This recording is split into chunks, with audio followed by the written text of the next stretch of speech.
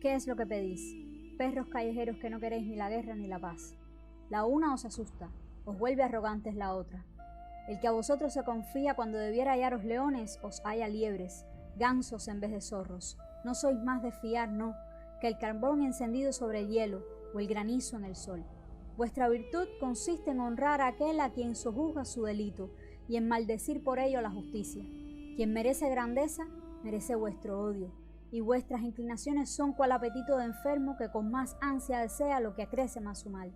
El que depende de vuestro favor nada con aletas de plomo, y derriba robles con juncos. Que os ahorquen, fiarse de vosotros, a cada instante cambiáis de opinión, llamando noble al que a poco aborrecíais y vil al que teníais por héroe. ¿Qué sucede? Que en varios sitios de la ciudad protestáis contra el noble senado, que con licencia de los dioses os tiene a rayas para que no os devoréis los unos a los otros. ¿Qué es lo que pretenden? Shakespeare es la cumbre de la literatura inglesa. Esa es una afirmación que nadie discute. Sus obras han sido traducidas a múltiples idiomas y para aquellos que amamos el teatro es indudable la calidad, así como el placer de sus puestas en escena. Todos conocemos títulos como Romeo y Julieta, Hamlet y Otelo. Sin embargo, hoy te traigo una obra poco conocida que vale la pena echar un vistazo. Si quieres más, quédate aquí en tu podcast El Dragón Ilustrado.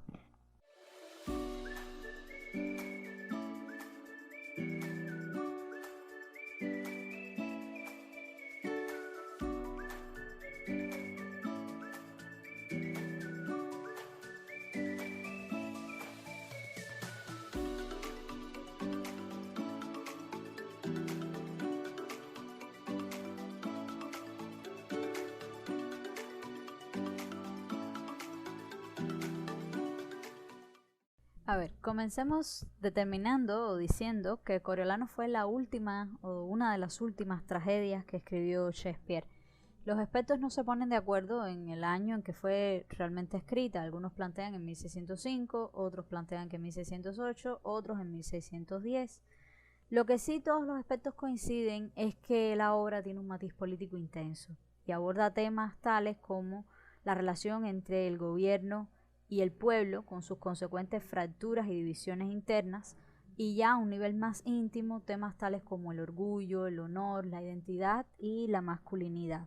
También tenemos que tener en cuenta el contexto en el que se desarrolla la obra como tal. Estamos hablando de una Roma republicana. Ojo, no es la Roma imperial. No está Roma dominada por los césares que comparten su poder con el Senado. Este no es el caso. Acá los tribunos y los patricios son quienes deciden los destinos del pueblo. Y bueno, eso es como tal el contexto a nivel micro de la obra. Ya a un nivel macro, que estaba ocurriendo en Inglaterra en aquella época, pues la situación era bastante convulsa. ¿Por qué? Porque estaban ocurriendo levantamientos en los condados de Warwick, Leicester y Northampton.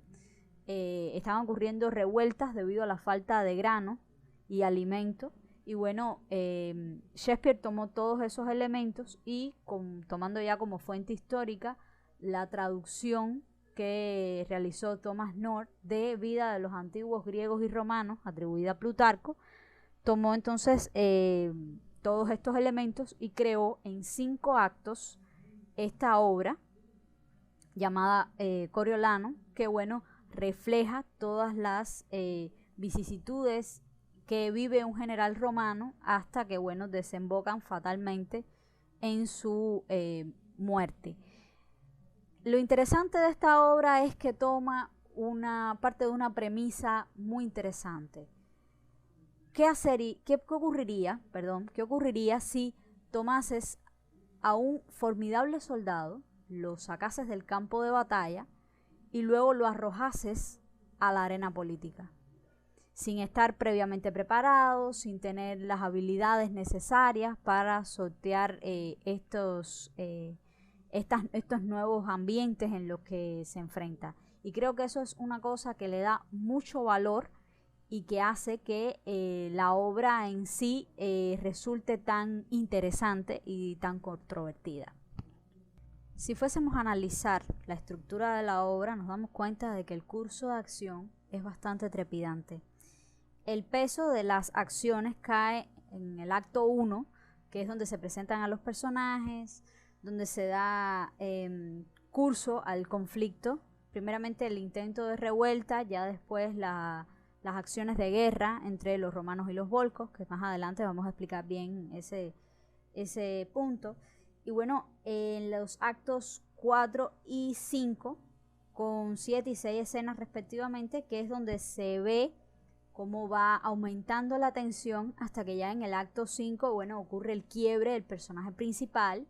Y bueno, eso trae como consecuencia ya el descenso de la tensión y el final como tal de la obra. Resulta muy interesante el estudio de personajes por el amplio diapasón de emociones y formas de pensar que refleja cada uno de ellos.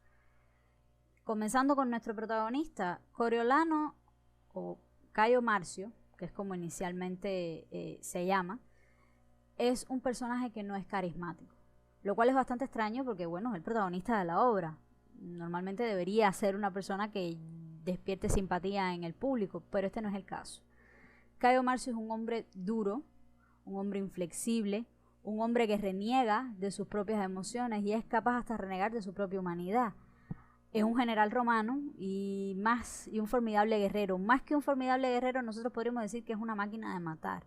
Se siente sumamente bien dentro del campo de batalla. Y bueno, tiene una profunda integridad y un gran orgullo. Sin embargo, unido a eso, tiene un gran defecto y es su falta de habilidades sociales, lo cual le impide después poder desarrollarse con pleno éxito en el campo de la política.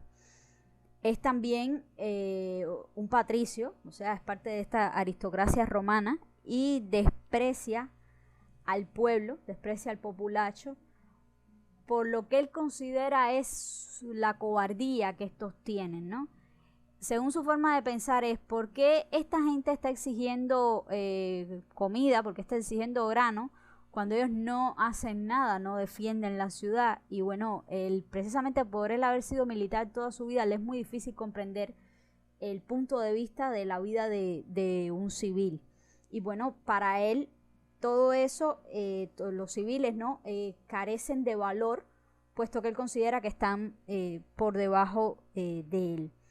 Resulta interesante que a pesar de, y creo que hasta irónico, a pesar de que Coriolano tiene un carácter duro e impenetrable como persona, tiene alrededor gente que le admira y que le quiere.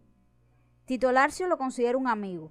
Cominio y Menenio lo ven como un hijo. Volumnia, a pesar de haberlo criado tan duramente y para ser un soldado, lo quiere también y su esposa Vigilia le ama.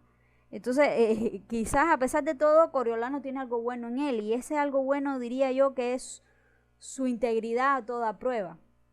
Además de su sinceridad hasta las últimas consecuencias. Con Coriolano lo que ves es lo que es. Él no va a usar dobles intenciones o subterfugios al decir lo que piensa, no.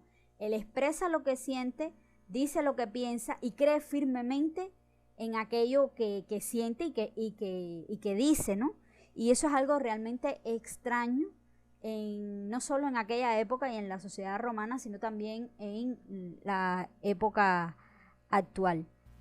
Si tuviésemos que analizar al resto de los personajes que confluyen dentro de la obra de Coriolano, creo que habría que mencionar primeramente a Volumnia, la madre de Coriolano, que a un nivel psicológico más que madre ha sido padre para Coriolano, porque ha sido Volumnia quien le ha inculcado a Coriolano esa forma de ser que tiene áspera, agreste, dura e impenetrable. Esa forma de ser que tiene Coriolano es gracias a su madre, porque ella es exactamente así.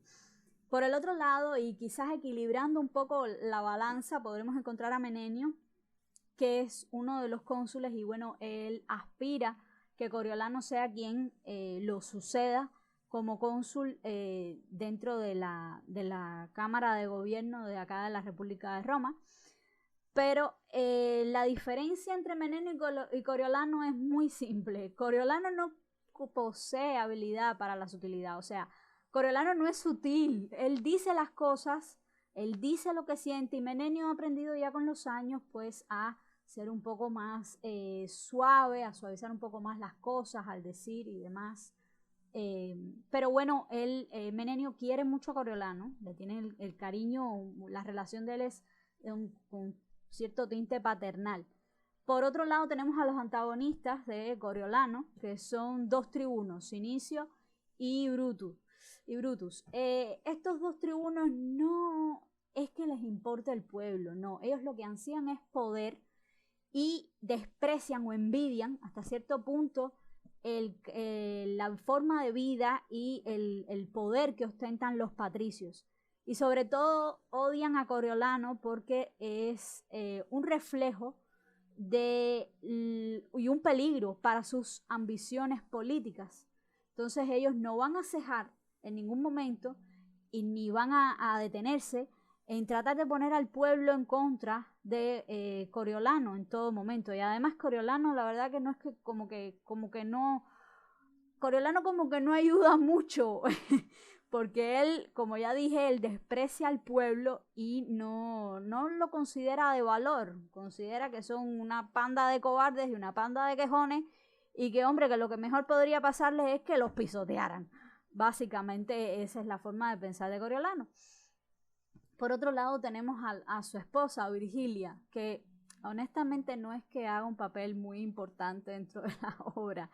Virgilia lo único que se dedica es a quejarse porque Coriolano se va a la guerra, que por cierto Volumnia la reprende bastante duro, diciendo que lo que debería era sentirse orgullosa de que su marido va a la guerra, ¿no? Volumnia tiene esta forma de pensar un poco que recuerda a las madres espartanas que le decían a sus hijos antes de ir a la guerra: o vuelves con tu escudo o vuelves sobre él. Pero bueno, volviendo a Virgilia. Virgilia es este tipo de esposa que ella en lo único que piensa o de lo único que se queja es que si Coriolano va a la guerra, que si lo pueden matar, y de lo otro que se preocupa ella es del hijo que tienen ambos, Marcio el joven. Ahora, con respecto a la relación de Coriolano con sus enemigos, sí, porque los romanos tienen enemigos, que son los volcos, que bueno, ya más adelante les voy a hablar de ello, es la relación que tiene Coriolano con el jefe de los volcos, Tulio Aufidio. El siguiente fragmento que quiero que escuchen es los pensamientos o lo que dice Coriolano respecto a Tulio. ¿Cómo es que Coriolano ve a Tulio Aufidio? Marcio, es verdad lo que últimamente nos decíais, que los volcos se han levantado en armas. Sí, tienen un jefe, Tulio Aufidio, que os dará qué hacer. Peco al envidiar su nobleza, y si no fuera yo lo que soy, solo él desearía ser. Se ve que habéis combatido el uno contra el otro. Si se hubieran cogido de las barbas las dos mitades de este mundo y él estuviera de mi parte, me rebelaría para hacerle la guerra solo a él. Es un león que me precio de cazar. La relación entre Cayo Marcio y Tulio Aufidio es bastante compleja, sobre todo porque en la obra la violencia está ineludiblemente atada a la masculinidad. Es la violencia la que distingue a un hombre de un niño o de una mujer. Cominio usa, por ejemplo, el actuar como una mujer para presentar lo que él considera una forma de ser cobarde. Y Aufidio al final insulta a Coriolano llamándolo niño. Es por eso que es también la violencia la que define cómo son las relaciones sociales entre los hombres. Y por eso esa violencia, que es tópica y que está presente en todo momento en la obra, tiñe la relación entre Aufidio y Marcio. Y es que resulta muy curioso que Marcio y Aufidio son enemigos. Vamos a empezar por ahí. Ellos son enemigos, se tienen jurado a muerte, tanto así que en un momento determinado Aufidio plantea esto, que ellos se tienen jurado a muerte, que la próxima vez que se vean, pues bueno, que van a matarse sin remedio. Y sin embargo, cuando Coriolano es expulsado de Roma, él a donde primero acude es al campamento de Aufidio. O sea, como ahora Roma es mi enemigo, el enemigo de mi enemigo es mi mejor amigo. Y bueno, resulta interesante en este sentido de la definición de la violencia y de la masculinidad, pues cómo ellos pasan de ser estos enemigos jurados a ser prácticamente aliados en un objetivo común. En el caso de Marcio, vengarse de Roma, y en el caso de Aufidio, pues arrasar con Roma y que bueno, los volcos logren por fin su libertad. Lo que comienza en un inicio como una rivalidad honorable, también hay que analizar la propia complejidad de Aufidio como personaje. No es fácil ser el segundo mejor en todo. Y Coriolano es un formidable guerrero. Aufidio también es un tremendo guerrero en el campo de batalla, pero no es Coriolano. Y eso es una cosa que Aufidio como que lo carcome. Él sabe que nunca va a llegar a ser como Coriolano, ¿no? Y llega un momento en que Aufidio se cansa de que Coriolano siempre lo esté venciendo en el campo de batalla. Entonces hay también su cierta envidia imbricada en todo este complejo entramado de emociones entre ambos personajes. Una cosa que tiene Coriolano, como planteamos, era su integridad a toda prueba, pero lo que Aufidio al inicio empieza a sentir como una rivalidad honorable empieza a desdibujarse debido a esta envidia, y pues bueno, después busca la forma de vencer a Coriolano, pero usando cualquier artimaña. Aufidio, a diferencia de Coriolano, tiene una cualidad que yo digo que es lo que da el traste al final con la vida del propio Coriolano. Aufidio tiene la capacidad de ser adaptable. Aufidio es un excelente guerrero, pero tiene habilidades en el marco de la política. Sabe cómo expresarse, sabe usar los subterfugios, y en ese sentido es superior a Coriolano. Y es por eso que Coriolano, por esa falta de habilidad en el campo de la política, es lo que, obvio, gana que Coriolano sea expulsado de Roma, pero también es en cierto modo lo que cimenta el camino a su autodestrucción, porque él no es capaz de adaptarse al cambio de medio, no es capaz de adaptarse a que ya esto no es el campo de batalla, es otro tipo de arena, las armas, el set de habilidades son diferentes, y eso Coriolano no lo asimila. En cambio, Aufidio sí tiene una muy buena relación con los senadores volcos y en cierto modo sabe desenvolverse bien en la política. Y bueno, eso es lo que resulta interesante de la relación entre los dos personajes. También hay algunos autores, ¿no?, que plantean que hay su cierto discurso homoerótico, porque debido a que en algunas frases se exalta el amor al rival o al camarada de armas por encima del amor que se pudiese tener a una esposa o a un amante. Y bueno, eso muchos autores, analizando la cuestión de la sexualidad dentro de la obra de Coriolano, lo han encontrado en ello como pequeñas pistas de lo que pudiese ser un discurso homoerótico bastante bien trabajado y bastante bien pensado, así mismo como en cierto modo se sugiere, no se expresa de forma abierta, sino que es sugerido, es sutil en todo momento. Y eso pudiera llamar que un poco contradictorio, porque realmente en los tiempos de Roma, pues las relaciones de corte afectivo, erótico entre hombres no era algo fuera de lo común. Y yo podría pensar y podría decir que hasta tiene su cierto sentido, si lo analizas en este cariz, tiene su cierto sentido. Coriolano y Aufidio son, o se ven el uno al otro como iguales. Son iguales, los dos son militares, son generales, son pertenecientes a la aristocracia, así que tienen cierto modo sentido esta forma de plantear la relación entre ellos dos. Y bueno, eso resulta muy interesante. Empezamos diciendo qué es lo que pensaba Marcio de Aufidio, y ahora voy a cerrar con qué es lo que piensa Aufidio sobre Marcio. Oh, Marcio, Marcio, cada palabra que ahora has dicho ha arrancado de mi corazón una raíz de antiguo odio.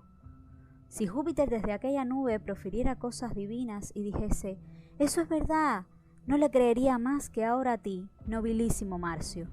Permite que mis brazos rodeen ese cuerpo contra el que mi veteada lanza veces cientos se quebró, despostillando a la luna con sus astillas. Aquí abrazo el yunque de mi espada y lucho con tanto ardor y nobleza por tu amor, como con brío ambicioso contendí contra tu valor. Sábete primero que amaba a la doncella con quien me casé. Jamás un hombre exhaló suspiros más sinceros, pero ahora que te miro aquí, noble criatura, mi corazón transportado palpita con más fuerza que cuando vi a mi amada convertida en mi esposa tras poner mis umbrales. Pero tú, Marte, te participo que tenemos un ejército en pie, y que de nuevo me había propuesto arrancar a tajos el escudo de tu brazo, o perder el mío con ello. 12 diferentes veces por completo me has vencido. Desde entonces, por la noche, he soñado en encuentros entre tú y yo. En mis sueños juntos hemos caído al suelo, quitándonos los cascos y apretándonos las gargantas, y despertaba medio muerto y sin nada. Noble Marcio, aunque no tuviéramos otra causa de querella contra Roma, sino que de ahí has sido desterrado, nos levantaríamos todos desde los 12 hasta los 60, y derramando la guerra en las entrañas de la ingrata Roma, cual diluvio audaz la venceríamos. Oh sí, ven, pasa, estrecha las manos de nuestros amistosos senadores que están aquí ahora despidiéndose de mí, que estoy preparado contra vuestros territorios, aunque no exactamente contra Roma. De las múltiples adaptaciones que ha tenido esta obra en el cine y el teatro, hay dos que quiero resaltar porque marcaron un hito en la visualidad y en el cómo fueron presentadas. La primera fue un filme del año 2011 dirigido por Ralph Fiennes, quien casualmente es quien encarna al personaje de Caio Marcio, y el rol de Tullo Aufidio recae sobre los hombros del excelentísimo actor escocés Gerard Butler, a quien muchos de nosotros conocemos por su papel como el rey Leónidas en 300.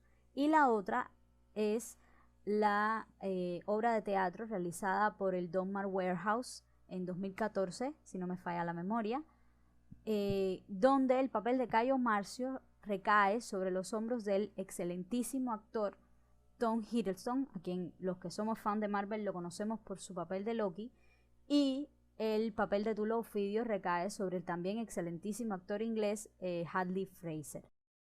Y esto es todo por hoy. Si te ha gustado este episodio, sabes que puedes escucharnos en las plataformas de SoundCloud y Podbean. Yo soy Gaby Vigo y te deseo que tengas un excelente día.